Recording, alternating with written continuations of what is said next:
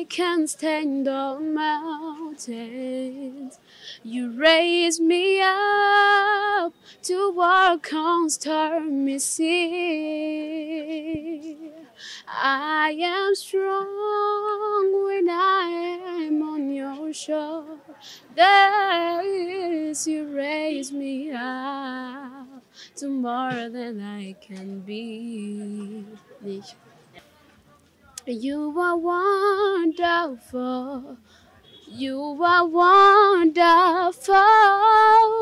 You are holy. There is no one else like you. You are wonderful. You are wonderful. Muto ni umwana tess dara. Akavuze neza. Yinyegeje. Abagabo b'umuririmbyi nko mwabivuze wa gospel.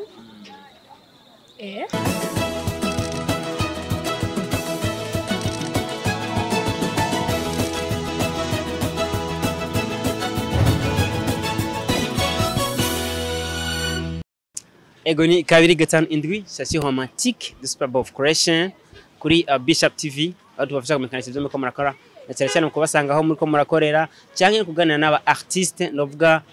abanyempano batandukanye kugira ngo twumve aho impano zabo gwaruka rw'u Burundi zigeze mbega ko barakora gutyo kugira ngo impano zabo zibateze imbere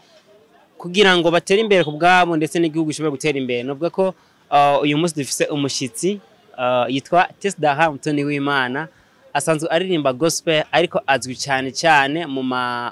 mahiganwa cyangwa ama competition atandukanye amaze kujamo kumbere ngira ngo ntarashika kure turaza kubiganira ko tandukagira mwumve mbega Tess Dara n'umuntu ameze gute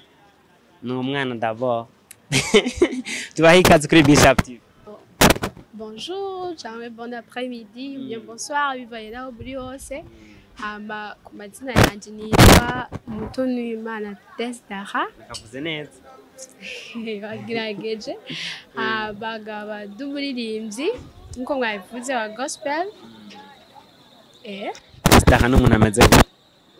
Tess, umuntu akunda gutwara. Ari romantique rero. Peut-être. Tess Dara hagati y'ikirundi n'igifaransa n'icyongereza n'uruhe rurimi rukunda gukorohera cyane? Kunyorohera. Kirundi, igifaransa, gusa icyongereza nyine ndagerageza. N'uwo hugati wipresente mu gifaransa. Nshobora yama. Bagatwa.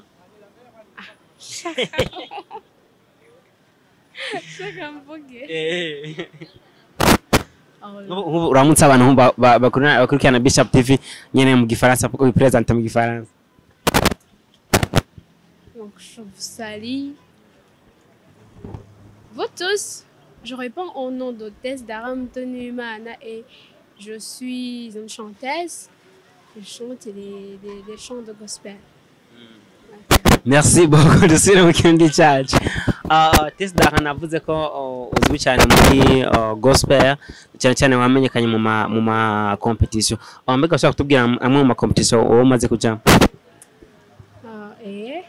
Ya mbere natanguye kuyijamwo yari yitwa kids talent nari nyiri umwana muto nari nyiri umwana muto sinibuka imyaka. Hama iya kabiri nanje ndaririmba. Hama iya gatatu agago talent. Hama iya kane ni iyangabire. Urishimira ko vyagiye biragenda hose? Ndashimiye cyane kubera ko premièrement hambere natanguye ndi muto iyo muri kids talent novuga ko naviriyemo nko muri preselection. Donc narabaye découragé gose ariko bica bintera kandi gusubira kugira courage kandi yo gusubira guforniza ngavuga ne kuko bajya bandi bafashije ni igiki bakoresheje nanje ngaca shaka kurondera ayandi ma recherche kugira ngo shobore gushika aho abo bandi bashitse et puis ndasubira ndaja kwiyandikisha mu yindi competition hoho naho nyene ndashika ku yindi ntambwe barandura muri preselection ndashika demi finale ndashika finale gusa naho nyene sinashoboye gupasa gombe muri batatu babere gusa naho nyene sinacitse intege navuze ati peut-être ndashobora kuronka yandi mahirwe hama ndaja muri agago talent hama muri agago talent niho nashobore gushika kuco nari nshaka ndaba wa mbere kuko nari ndavyifuza gusa naho nyene sinahagaritse narabandanyije ndaja muri yangabire gushika novuga ko ni ikintu kinini vraiment nahakuye muri yangabire muri yaga ni ibintu bako byari bishushe cyane cyane wari yumva gutera kuri stage mujya mwanya nyene ni 6 gusa hanini nyene novuga ni kubw'Imana kuko sinavyibaza premièrement nyene narungitse aka video ko hatagura présélection nibuka donc narungitse aka video nyene mbicisha wovuga ati peut-être nzopasa cyangwa simpase hanyuma mu nyuma nza mbona bavuze ati tuzokorera mu ntara mu nyuma nyene ndagenda mfise ubwo bavuga ati kuko competition toujours ikintu cama gihari même si naho uba wa mbere canke ikintu ca mbere cama gihari n'ubwoba nyene uguma ufise ubwoba rero ugira self confidence no nyene ugumana ubwoba uguma uvuga ashobora donc naho nyene demi finale sinari ko shobora gupasa kubera bwa bwoba nyene gusa ariko narigira confiance ngavuga ati je peux naho nyene donc kubera twagira mu ntara bashinze igozi naserukiye intara ya Kirundo chamba wa mbere demi finale nyene ndashika muri finale rero finale naho nyene ryari iteka rikomeye kuko kugira ushike finale vraiment wakoze cyane kareka umva rero mfashitse muri finale nyene naravuze ati Dieu merci même si ntashoboye kuba muri batatu ba mbere vraiment nabona ko hari ikintu nyene ndashitse kuba muri finale wakomba sinakukaza ko hashika nyene naho nashoboye kuba muri batatu ba mbere gusa naravuze ati vraiment j'ai essayé uribuka nk'indirimbo waririmbye rya mbere muri competition ya mbere urayibuka ya mbere ndayibuka dituririmbe naririmbye you raise me up so I can stand on mountains. You raise me up to walk on stormy sea. I am strong when I am on your shoulders. You raise me up to more than I can be. gucengera zurakaze cyane muri ntuze muri competition itegwa na Isanamu Media twarabonye umenga harimo benshi barabarapera muri gospel mwari mufise ikibanza cya gute muri gospel mengo twari sinibuka neza ko byabaye 2022 sindavyibuka neza gusa ico barabarapera abenshi barabarapera gusa ico nibuka coco uwa mbere yari umurapeur abandi babiri bari ba gospel même si twari baki aba gospel nibo bashoye kurayisisa naho warimvye indirimbo yavuga gute jewe naririmbye indirimbo yari iwanje donc yavuga you are wonderful. You are wonderful, you are holy, there is no one else like you. You are wonderful, you are wonderful. Ndashaka kumenya mbega ni kubera iki abarimvye cyane baje mu ma competition haba ba gospel canke n'aba ba profane iyo hagize competition kenshi bakunda gushimikira ku ndirimbo z'icongereza ni kubera cyambere no vuga nuko indirimbo z'icongereza tugerageje kubiraba nizo usanga ziba zifise ubuhinga donc ubuhinga bwikwica gusa simvuze ko n'iz'ikirundi zitaba zifise mais nyene z'icongereza kenshi zirakorohera donc bashobora muri competition ushaka ibintu biri hejuru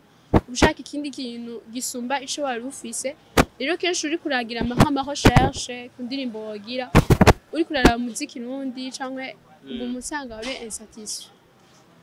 gusa kuri jewe siko novuga nko kuri jewe ko nakuze indirimbo z'icongereza rero niyo mpamvu navuze kubw'abandi gusa kuri jewe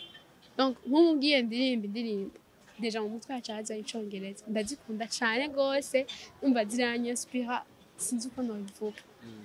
ariko no kuvugana n'abandi ko twenda tubibona mbega mwate kuririmba z'icongereza nyene mwabihereye he kugira indirimbo z'icongereza cyangwa kuririmba byatanguye ryari kugira ngo muce mumva n'umwana nasbiye ko muguma murimba mu congereza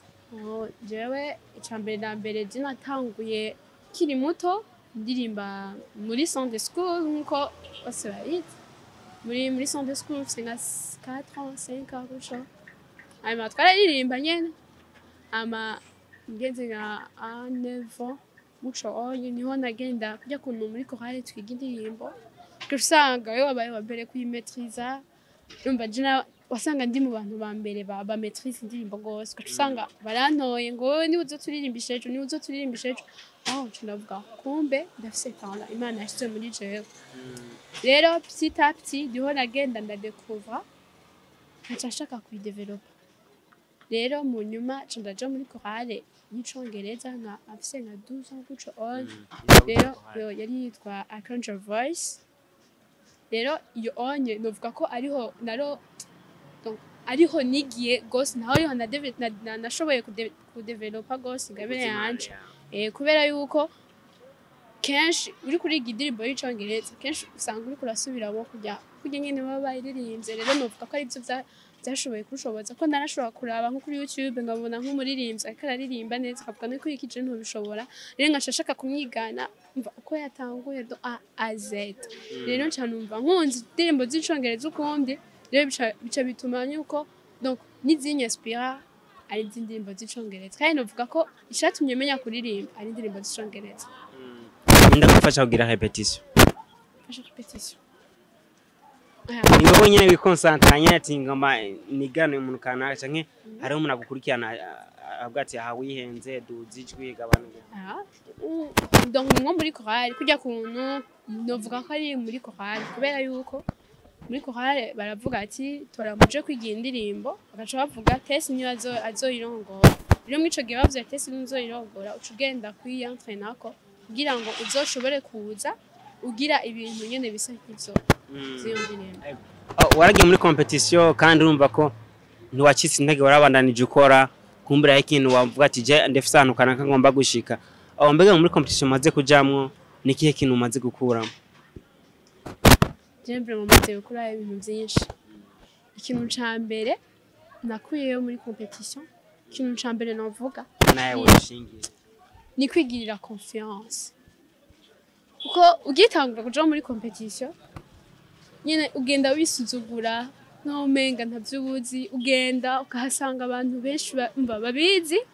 babizi ku buryo ntovuga ariko competition yaranyigishije kwigira confiance ukavuga ati nanje ndashoboye ego urashobora kubona umuntu akavuga wow no muntu arabizi gusa nawe biragutera kugira courage ukavuga ati nanje ndashoboye kandi ndashobora kubikora kandi ikindi kintu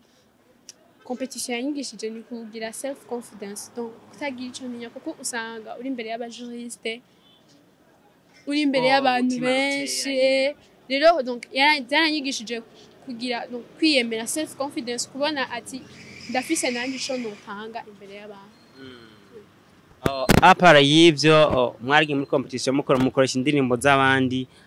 mbega nawe hariho gahunda yo gusohora indirimbo ziwawe kandi novuga ko no muri competition nyene ariho hapfuye nyene shobora kuronka nyene indirimbo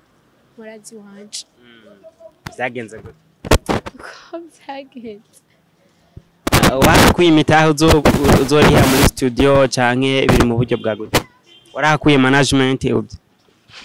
donc novuga nko muri nanje ndaririmba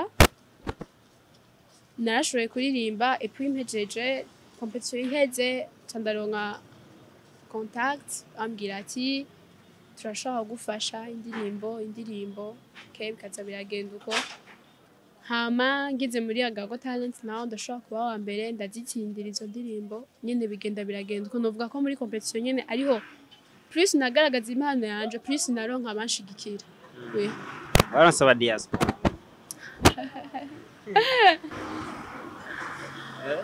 oui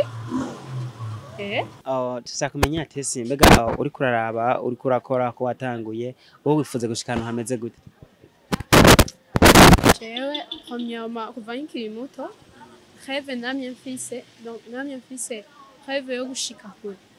cane kubera ko nyene sanzwe ndirimba gospel nyene nkuko ijambo ry'Imana ribivuga ngo turi umuco w'isi donc turi umunyu w'isi rero toujours namye mfise rêve yuko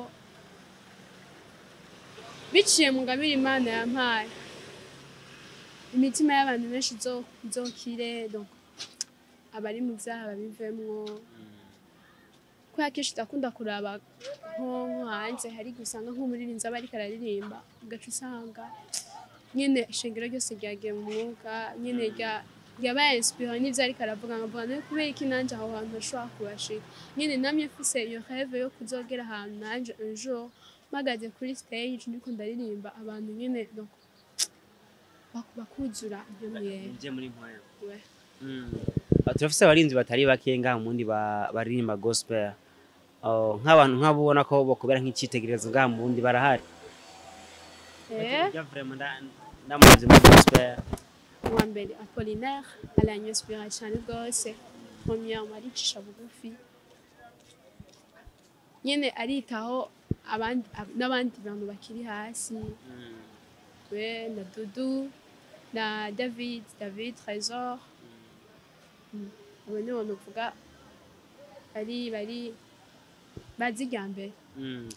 Ubaye umurimvyi agira kabiri ajenga kuri Bishop TV kawaje ikibazo nk'ico yishura abo bantu batatu uvuze ba mbere abo bantu basi ikintu special mu baziko canke mu bakundira ko ni cyane. Ikintu ca mbere tuzi ngaha mu Burundi abantu benshi bamaze kubona bateye intambwe yo gushika hejuru ikintu ca mbere baca bihutira ni kubwara ugasanga ntiyibuka bari inyuma yiwe ugasanga ntiyibuka aho yavuye peut-être gusa ico nkundira abo bantu barafise umutima wo kwicisha bugufi même si bamaze kugera kure même si bamaze gushika ahantu heza niko twavuga ariko baricisha bugufi bakibuka n'abandi bantu bakavuga ego natwe hari aho twavuye kandi vraiment mugerageje kuraba indirimbo baririmba vraiment indirimbo zihezagira imitima y'abantu. Akaririmba kamwe ukunda ka David narahariwe naracunguwe ndumwana w'Imana Apollinaire ndakunda irya negereye intebe yawe nzanye ibimazi vy'abashimye nkuririmbira indirimbo nsha ndayikunda gose. Mbega mu bigeme naho mwavuze babagabo mbega mu bigeme nabo nta mubona mugati wa n'icitegererezo canke bariko barakora ugaragaje kuraba ngaha mu Burundi mu bigeme Parfait na Maya karimba ka Parfait mu mababa yawe ntaco nzoba mu mababa yawe ndaruhutse. Hariho indirimbo abakunda kuririmba bajya muri adoration yo mu Congereza ivuga ngo you done so much for me I cannot tell it. Right, itirimbira gatoya. You've done so much for me, I cannot tell you no.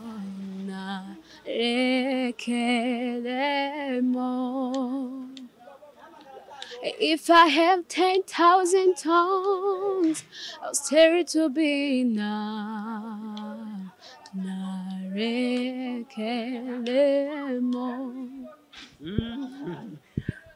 Uriko raraba wewe ukuvuga watanguye mu ma competition donc muri chorale mbega hari utuntu tw'ingorane umaze kubona tumaze gushikira uravye uko watanguye nuko naho geze mu mwanya twari nk'utwana ingorane umaze kubona ingorane kenshi umaze gushikira ingorane zizo n'inzibura kenshi nk'ubu hari ukuntu nko mu makorale ugiye nko mu makompetisiyo kubera kenshi tuzi ko donc mu makompetisiyo nyene nyene sinzi ukuntu nobivuga nyene gusa nyene ndamaze guhura n'ama circonstances menshi mvuye nk'ubu ndi muri kohare ngiye mu competition sinumva ukuntu nazivuga nyene birangoye ukuntu nabivuga gusa zirahari. Ikibazo cy'umwanya wo gutegura wo kwitegura ufate nk'ubunye wahora uri kwishure umwanya kugira ama repetition umwanya wo kwiga biroro cyangwa abavyeyi baraguha umwanya? Oya kenshi novuga biragoye vraiment cyo kintu cyambere kigoye kenshi uri kuriga abavyeyi ntibashobora gutahura kuko abavyeyi ikintu cyambere bakubwira umwana bamuhimiriza kuja kwiga rero ntibashobora gutahura naho bavuga ko ugiye hehe babwira we banza wiga akantu utahanya amanota mabi bashobora bishinga byo bintu byo kuririmba nivyo birigwamwo none rabo nyene biragorana cyane gusa nyene uravuga ati no mwanya reka ndaho hibi amukisigariza n'akandi kanya bijambo. Tessa nk'umuntu akurikirana umuziki wa gospel uri kuraraba kumbere uza gusanga bagiye barimvyi bariko baraduga rero babona ibintu byinshi byo kugira ngo bigere kure ahantu ugeze amaso bana byagenda kugira ngo nka gospel igere ku yindi niveau ugereranyije n'utugeze ko ikintu gute ubona ari kihe kintu unacha kugira ngo gospel igere kure nk'umuntu akunda kuraba bakuru biwe bari imbere urabona ko ari ikintu kibuze cyangwa abantu bataragera mubona ari ikintu cyo kuyongera? Ikintu cyambere uvuga tugerageje kubiraba vraiment mu Burundi ikintu cyambere gishigikirwa ni profane gospel iri nka 30%. Rero ikintu cyambere gikenewe ni kumva yuko bogira uwo mutima wo gushigikira kwanza gospel umengo ushigikiye umuntu aririmba gospel umengo nyene naco giye gukora mugabo nyene no bahimiriza nabo nyene kica ikintu cyambere gituma umuntu atera imbere kugira abantu bamushigikira bamuduze aho niho acatangurira gutera imbere. Bega uri kuraraba ubona abarinzi ba gospel hari ikintu baterera mu iterambere ry'igihugu? Baterera bata ama concert bagira ngo binjize amafaranga barayagira benshi nta mafaranga binjize ahubwo n'utabikurikirana barayagira problem si benshi cyane ariko ari ukuntu bategura ama concert kenshi barihisha amafaranga abarundi basha bidoga ngo biborihisha amafaranga kandi ari jambo ry'Imana ko nazi ko byinshi ntibikunda kunguka cyane ndabeshe barihije amafaranga ngo iki abarundi bavuga ngo nta kuntu ngo borihisha amafaranga kandi ngo ari jambo ry'Imana ugomuje gutanga ntiboririhira amahera ihiganwa barakeneye gutera imbere abantu mu bibumvisha gute cyo kintu twame tukidiscuta ko n'abantu yero mengo nibitahuritse gusa ico rovuga omyama bijya bintu yakoresheje kugira gire stage kugira aba musician ba repetition byamutwaye amafaranga umva byose byamutwaye amafaranga none gute nawe yocagira ibintu byo ku muntu kandi nawe nyene bijya bintu nyene yakotse byamutwaye amafaranga birakenera kugira ngo ahasubirize na urashigikiye ko wagira amasho nyene amafaranga ndabishigikiye kandi nta kintu uzurabe ikintu cyose n'amafaranga na umuntu ashobora gutera imbere bw'amajambo donc arakeneye amafaranga kugira ngo ashobore gutera imbere. None ni kubera iki abo dukorana ibiganiro benshi bavuga ati none uri kurarondera iki muri gospel avuga ati sindiko ndarondera amafaranga ndiko ndarondera kubaka imitima y'abantu bavuga ati ijambo ry'Imana rivuga ngo murondere ivy'ubwami bw'Imana ibindi byose bizanye inyongera rero igituba bavuga uko ihangiro rya mbere ni kurondera ubwo bwami bw'Imana donc kurondera ko abantu bakizwa hama ivyo bindi byose no kubiza nk'ivyikurikiza ubwa amafaranga murayara nka dini maniere iri endi hike mugabo urumva nyene ukurikiye Imana tegerezwa kubironka ivyo byose ishambere manzi kurikira Imana ivyo bindi byose bizokuzako novuga ko ufise intahe idasanzwe kuba watanguye atandirimbo ufise mugabo ukabugeze yaho mu misi zawo uzofite indirimbo zawe washobora gusohora mbega niki kintu ushobora guhanura nk'undi gwaruka rutita kugaragaza impano zago? Jewe ikintu cyambere no hanura ntibisuzugure urya tugerageje kuraba nta muntu numwe avuka adafise impano muri we umva nta muntu numwe hari abafise ibi hariyo na benshi bakura bakagenda kubimenya barakuze bakavuga ati kwiki ntabimenye ikiri umwana kubera iki barabinegirije bavuga bino bintu singabireba siki rero ico bahanura cambere nuko atosuzugura ico kintu Imana yashize muri we ko nica agaciro rero iyo wamaze kumenya ico Imana yashize muri we talent Imana yashize muri we gerageza uyidevelop nimba umenya ko si talent yo kuririmba ntuce wicara ngo ndafise ingabire yo kuririmba ngo nzoshika kure no il faut kurondera peut-être ukaja mu competition peut-être ukaja ahantu bakakwantraina kugira ngo iyo ngabire yawe ishobore gushika kure. Tubashimiye cyane kuba mwitavye kama kuri Bishop TV akumbure akajambo gusoza kugira ngo abantu baze gushikira Tess bongere banashikira gospel. Ikintu cyambere no bagira ndabashimiye mwebwe mwashobora kutwiyumvira ko mukadutumira muri Bishop TV kandi ndashimiye nawe ariko baradukurikirana nongera kandi ndabaterera kamo gushikara badushigikira ndetse bashigikira ni televiziyo yacu kugira ngo dushobore gushishikara dutera imbere mu byo twara byose. Merci na